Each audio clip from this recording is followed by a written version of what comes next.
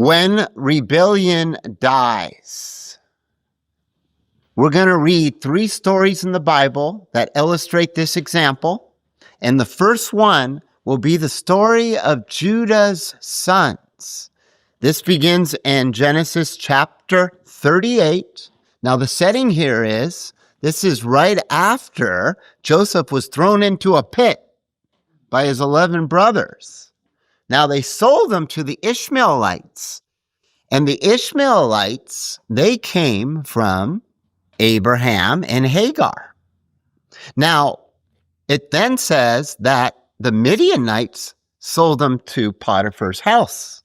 Well, did you know that they shared caravans, those 2 people? And who are the Midianites? After Sarah died, Abraham went into his concubine named Keturah. Now, Keturah bore Midian. So you have these 2, Ishmael and the Midianites, took Joseph, who has the big birthright. Understand this. This is a horrific event. They told their dad, Jacob, that you just lost your son. And it was at this moment, as we pick it up in chapter 38, it came to pass. That was the setting. That Judah left his brothers, the one who had the idea to sell him, left his brothers and went to a certain Adullamite named Hirah. Now, Hirah, this was a noble friend. And this is roughly about 25 miles where they lived in Hebron. So he had this worldly friend in Adullam. And let's pick it up here. And Judah, his name means praise, saw there a daughter of a certain Canaanite man named Shua. And he took her and went into her. Now, Shua means wealth. So he was attracted to this noble area, 25 miles away, living worldly. Verse 3, and she conceived and bore a son, and he called his name Er. I call it E-R. His name means awake. Come on. Come on, Judah, awake. You shouldn't be living this way. And what's ironic is, as we read these events, these horrific events, it is later that Judah receives this for his estate, his lot. This area, this region, he will own.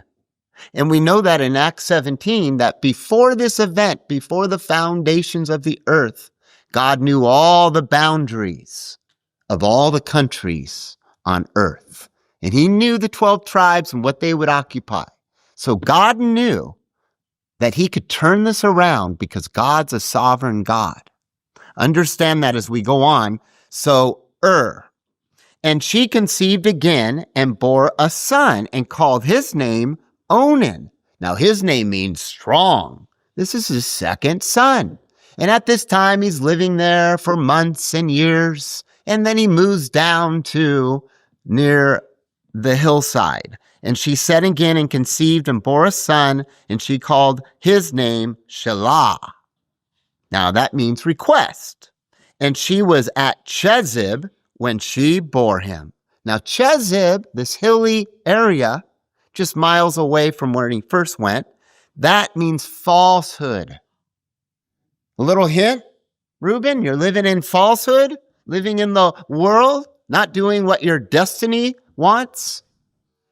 And in other words, his own will. And Judah took a wife for his firstborn, whose name was Tamar. Now, Tamar means palm tree. And it's out of Tamar where some beauty is written in the scriptures. If you follow the genealogy in Matthew 1, verse 3, it is Tamar. This line goes all the way to Jesus Christ. So out of this situation, which we're about to read, God, who is a sovereign God, you know what sovereignty means? His pleasure will be done. Everything he does, he's that powerful. He can see beyond your old man. he will create the new creation. So we're going to read in verse 7. And Judah's firstborn, was wicked in the sight of the Lord. Now, it doesn't say the specific sin, but we know one thing. It was against God's will. He knew what this region would be. He knew that King David would be born one day, and out of this line would go to Christ. So he wanted this to occur, but he was wicked. He didn't want to go along with his plan. And the Lord killed him. Now in Scripture, this is the first time that God, the one who is the potter, he just smashed the clay. First time it happened to an individual. Boom, right here. This is a warning to us because it's when rebellion dies. Now, God has a problem. There's no line. And Judah said to Onan, go into your brother's wife, and there's a law on that, and marry her and raise up offspring to your brother. And Onan knew that the offspring would not be his. Now, why did he think that? Because it was a law. Now, we're going to read that. And it came to pass when he went in to his brother's wife, they had sex. Now, what did he do? That he spilled his seed on the ground. Okay? Not giving offspring to his brother. Now, we know in the story of Abraham that God controls the wombs. He can shut up wombs. He can take the seed, the semen, and when it hits the egg, he can make it be a baby, okay? A begotten one, right? So God's in position, ready to do his miraculous spot there. And here's Onan. He rebels. Not doing God's will. Now, this is not good because God has his time. And what did God do as we read? And it says here, not giving offspring to his brother, and what he did was evil in the eyes of the Lord, therefore he killed him also. Number 2, all because they're going against what God wants to write in history. He's the creator God. That is profound, brethren. Now, I know it's years later, and Deuteronomy is the law of God. But we know the laws of God were written way beforehand when he created the stars, the appointed times. All the food laws existed. In fact, the Sabbath existed. That's the 4th commandment before the stone. But it existed beforehand. Everything existed in the matrix beforehand. Let's go to Deuteronomy 25, verses 5 through 6. If brothers live together and one of them dies, boom, now you know they lived together. They shared an estate. That was and Onan. If that happens and they has no child, the wife of the dead shall not marry outside to a stranger. Her husband brother shall go in to her. That's why Onan was instructed, and take her as a wife for himself and perform the duty of a husband's brother to her. Now here's what Onan didn't like. Verse 6. And it shall be the firstborn whom he bears shall succeed in the name of his dead brother, so that his name, that's may not be put out of Israel. And it said he didn't like that. He was being selfish. He was doing his own pleasures. Can we do that, brethren? Something that doesn't agree with in the Bible, like say tithing or whatever it might be, that you rebel against it? Well, then God, if you want to go really to the final end, can take his eraser and erase your name from the book of life. All these are types to glean on as a warning so we don't repeat the same sin. Now, that is the story of Judah's sons. Now, he had a third one, and we don't know about him. Now we're going to go to the second story in the sermon of when rebellion dies. This is the story of Aaron's sons. Let's go to Leviticus chapter 10. Do you see the word Levi in Leviticus? Chapter 10. Now this is the story of Aaron's sons, who were Levites. Now, the high priest Aaron at that time, he was 83 years old. Imagine this. Now, he ultimately had 4 sons, but these are his first 2 sons, and they served under him, named Nadab, meaning willing, and Abihu, my father is God. They had to be at least 30 years old because of Numbers 4:3 to serve as priests. So they're priests working, doing the tabernacle work. And let's pick it up in Leviticus 10, now in verse 1. And Nadab and Abihu, the sons of Aaron, each took his censer, now notice, and put fire in it. Now, what they were supposed to do, I studied this. Get a picture of this. They had the tabernacle, and outside the tabernacle is this courtyard, right? And that's the brazen altar. That's where fire would come down from the north, consume it, and that would be called the burnt offering. God lit that up, and it was burning, and they continually had it burning. And they were supposed to go in there before they go into the tabernacle, and they were supposed to get the coals, okay, from that fire and light up. There was an altar of incense inside.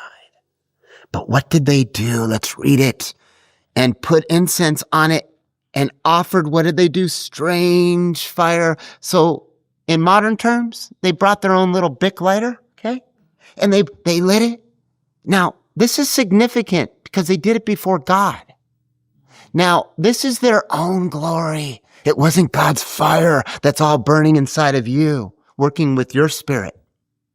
This was their own glory, and God did not like it. This was rebellion. Can you name a story in Matthew 25 that's similar? There was the 10 virgins. They had oil, the 5 wise virgins, because they knew the power of God's fire. But the 5 foolish ones relied on their own glory. The Laodicean attitude. They lit their own fire. They did their own well. Look at the rooms lit up, they thought. And this is exactly what these 2 sons did. And that is a parallel before the Lord, which he had commanded them not to do. Let's read verse 2. And there went out fire from the Lord and consumed them, and they died before the Lord. Probably happened right there outside the courtroom. Just like Elijah called twice fire down from heaven, destroyed 102 men. Then Moses said to Aaron, is it that which the Lord spoke? Imagine he's a father of these 2 sons. I will be sanctified in them, and that they come near me, and before all the people I will be glorified. This is all about glorifying God, not yourself. Everyone that rebels will die, and they will all have this in common, the glorification of self. Their little tiny little fire, which you can read the Bible, will be snuffed out. And then a little smoke will go out. And that smoke will go forever, for eternity, in the matrix of the darkness of the prison. Is that how you want your history to be written? A little smoke ball forever? Think about it. They chose the smoke ball. This is all a warning. And Aaron held his peace, brethren. Now, Aaron's sons were the first 2 priests to serve under him. It was the first day of priestly service after the consecration, making their sin the first act of rebellion in priestly worship. God had to do something about it, and like he does. Remember the man collecting sticks? He was stoned. He makes a warning. This is not what you do. It's kind of like when you spank your kid. You're making him a warning. I'm not going to repeat myself. This is the line I'm going to draw on the sand. And God did this. Now, this event foreshadows the final rebellion. You read it in Revelation 20 of Gog and Magog. Remember, they go up, the rebellious ones, and surround the temple And what happens? A fire from heaven. If God can do it to 2, he can do it to thousands. And he burns them all up. Because why? Rebellion dies. That's why. God is showing us your own glory won't last. It will be put out. Very important. Now it says in John 12:43 that they love the glory of men more than the glory of God. You have to watch that because remember the second commandment, you shall have no graven images. That your image could be an invisible idol. It could be a man that you worship in some organization, not searching the scriptures, not searching for God's glory. So whatever it is, you must follow the instructions of the Lord. And they had them. You could read them in Numbers. This is what you do, priest, when you light the fire. This is what you do when you touch the holy thing. There are specific instructions. If you disobey them, you are rebelling against the Lord. And you know what happens? Rebellion will die. Now, that was the second story.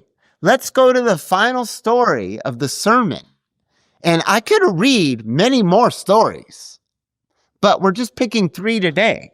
This one's called the story of Korah's rebellion. Let's go to Numbers chapter 16.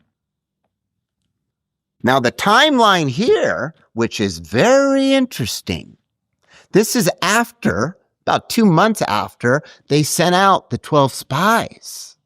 And only 2 had a good report, Joshua and Caleb. Then the other 10 were cowards. And we know that discouraged many of the Israelites. So you have to understand after that event took place, that then they said, no, we'll go to war. And they try to fight the Amalekites and the Canaanites. And guess what? They got slaughtered. Doesn't give the number, but they got slaughtered. Now that's discouraging, right? You go all the way there, can't go in the promised land.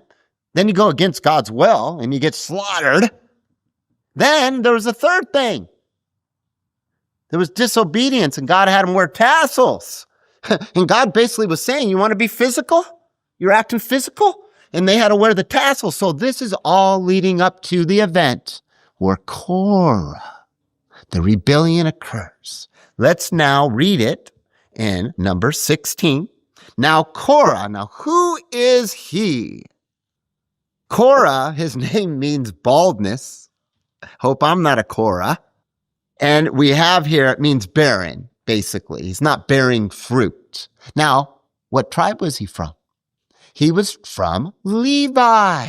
Now notice, the son of Eshar, the son of Kohath.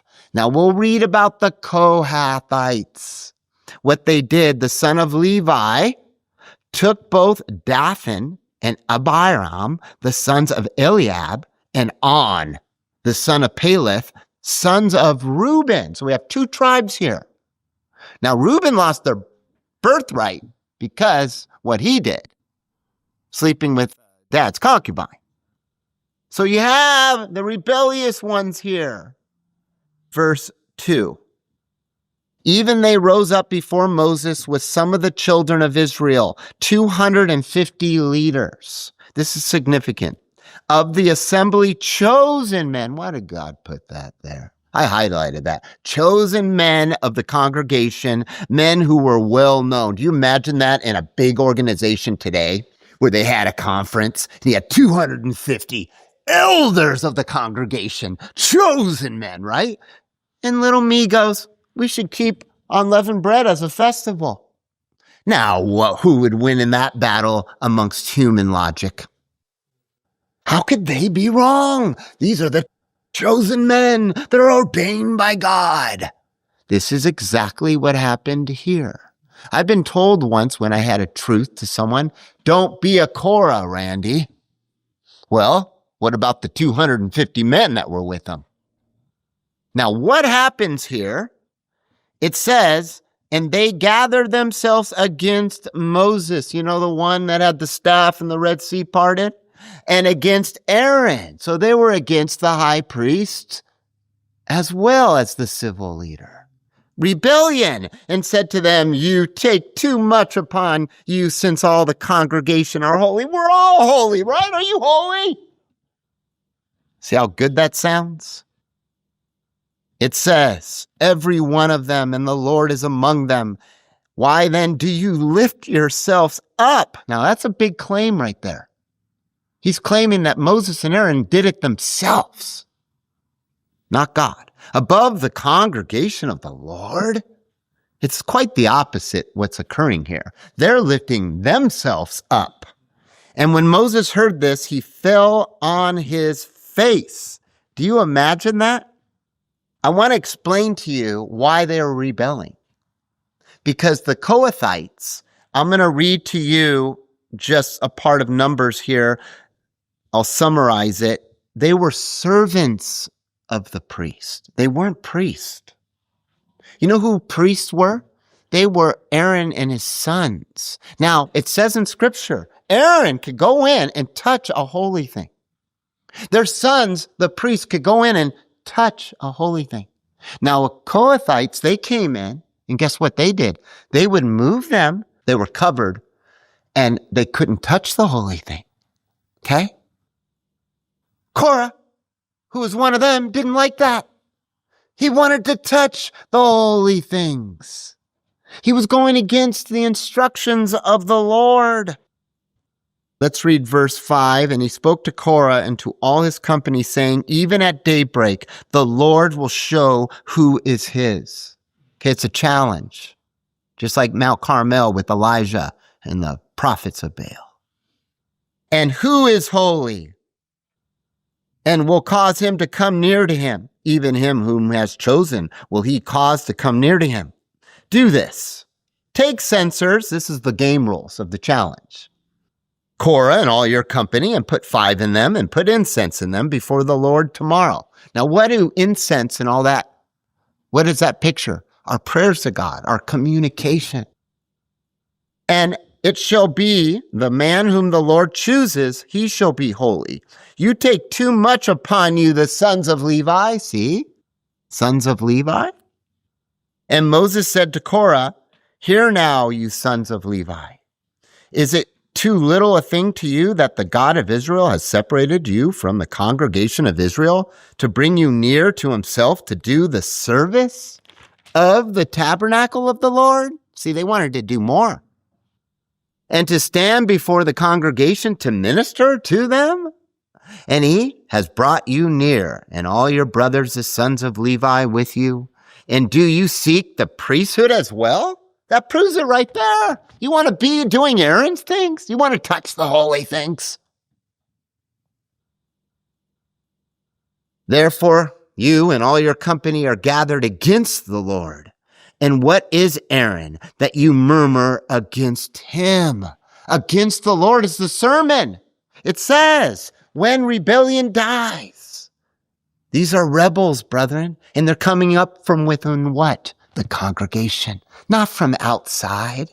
Our warfare is not against the Baal worshipers. These are evil spirits stirring up their minds of the 10 spies. Cowards, not following God, rebelling just like Satan, the devil.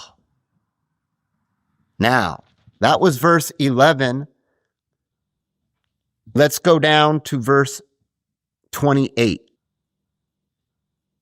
And Moses said, by this you shall know that the Lord has sent me to do all these works, and that I have not done them from my own heart. Now, who did them from his own heart? That was Korah. How about your heart? And we'll read later, you don't want a hardened heart. That's what leads to rebellion. If these men die the common death of all men, or if they visited according to the fate of all men, the Lord has not sent me. In other words, if they just, life goes on and one has a heart attack later, someone gets a disease, then I did this myself, Moses said. But if the Lord creates a new creation, I love that term, and the earth opens her mouth and swallows them up with all that they have, and they go down alive into the pit, then you shall understand that these men have provoked the Lord. And it came to pass, as he had made an end of speaking all these words, the ground under them split apart. Do you imagine this in a movie? And the earth opened her mouth and swallowed them up. What a witness! The Matrix has spoken. And their households and all the men who were for Korah, that's the 250, and all their goods. Now, do you notice that? That every rebel and everything they loved in this world was swallowed up and destroyed. Where do you put your heart? Where's your possession? Why did Jesus say store up treasures up there? Not the ones that can just be taken down here. They weren't doing that. And you're going to see this is why they rebel. They lacked faith in the invisible things. They had no future, no promise in their minds, like the 10 spies. So they feared men. 33, and all that they had went down alive into the pit, and the earth closed upon them, and they perished from among the congregation. They're done.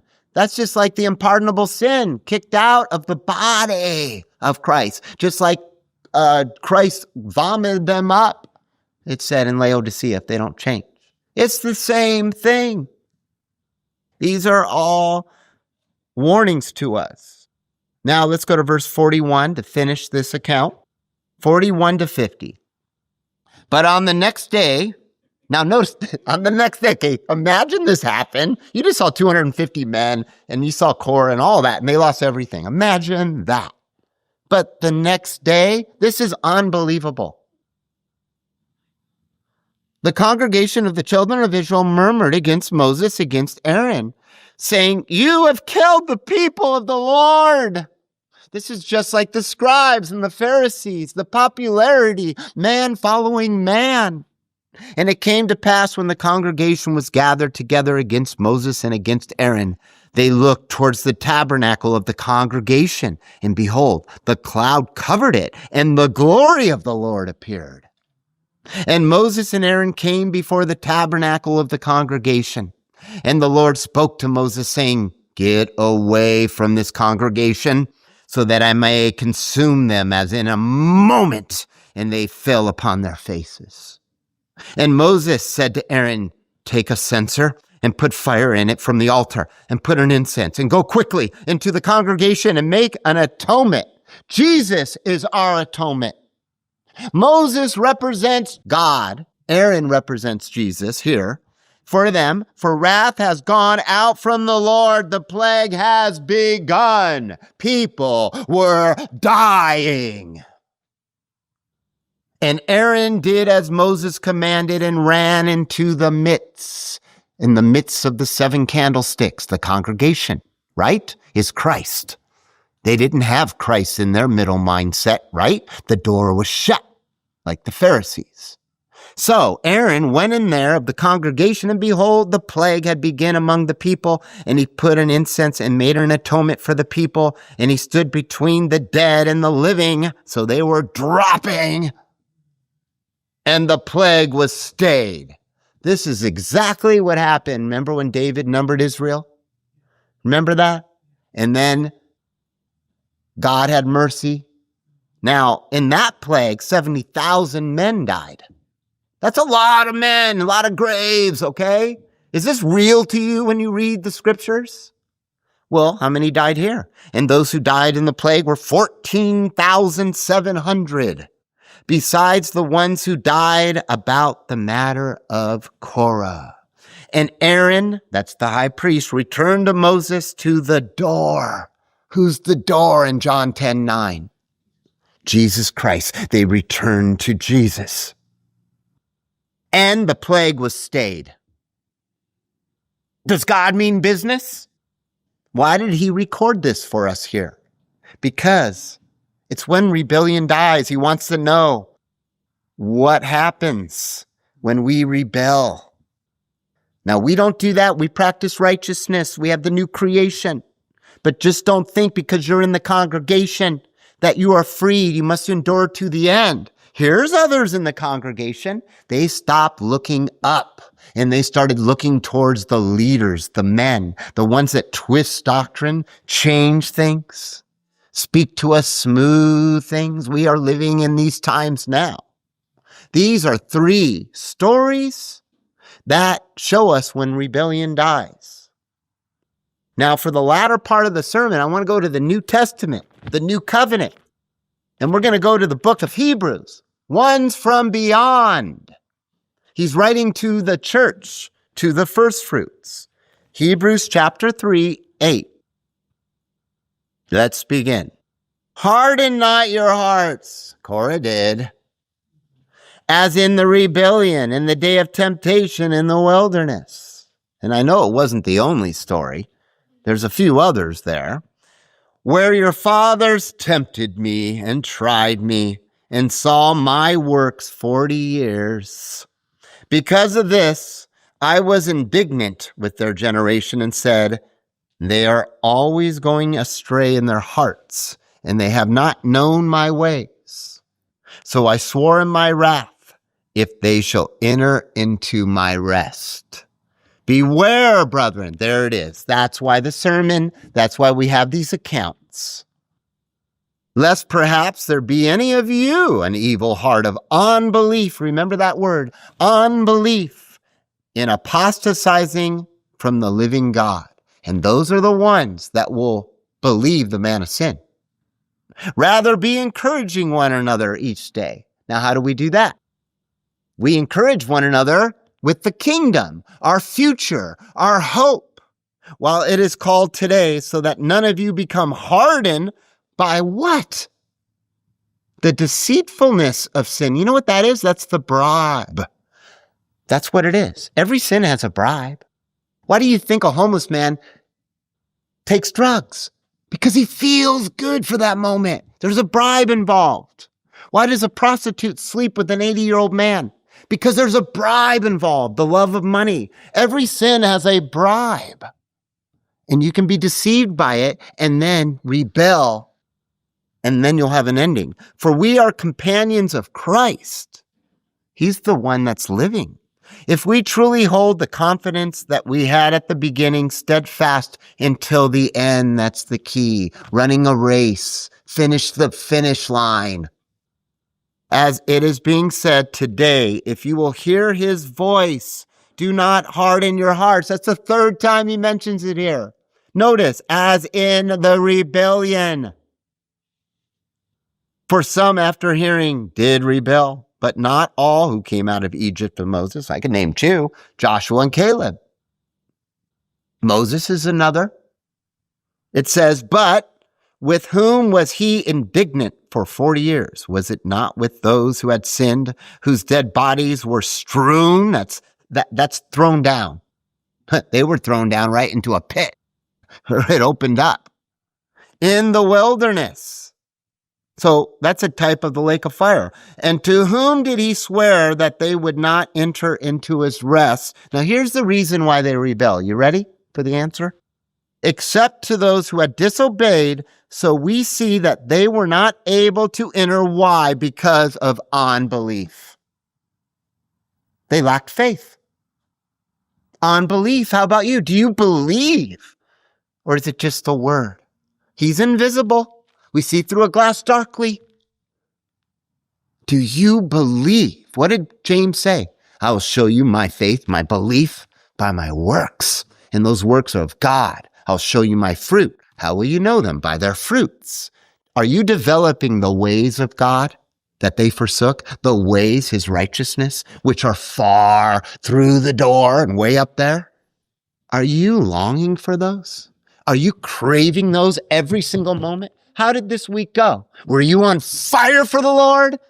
Not with your own glory like those 2, but God's glory.